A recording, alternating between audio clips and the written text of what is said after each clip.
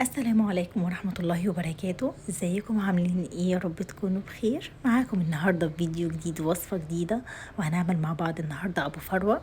هنعمله بطريقة سهلة وبسيطة ومختلفة شوية كده، وفي نفس الوقت سريعة جدا. يلا بينا نشوف هنعملها ازاي مع بعض.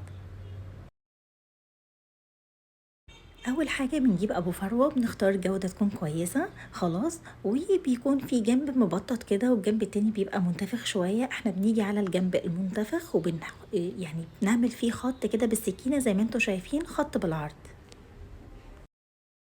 وبعد ما خلصنا كل الكمية اللي معانا هنبتدي ان احنا ننقعه في مية مغلية جدا من الكتل. خلاص ننقعه كويس جدا ونسيبه لغاية لما المية تبرد تماما.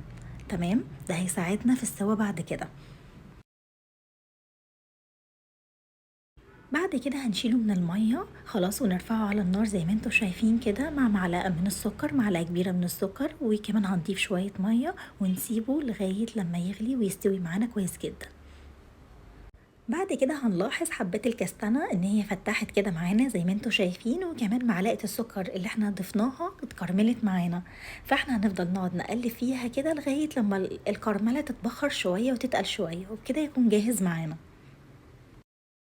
وده شكله بعد ما رفعناه من على النار زي ما انتوا شايفين. طعمه حلو قوي وكمان بتتفتح معانا بكل سهولة.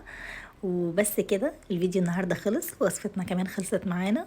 يا رب الفيديو يكون عجبكم. اشوفكم في فيديو جديد ووصفة جديدة، والسلام عليكم ورحمة الله وبركاته.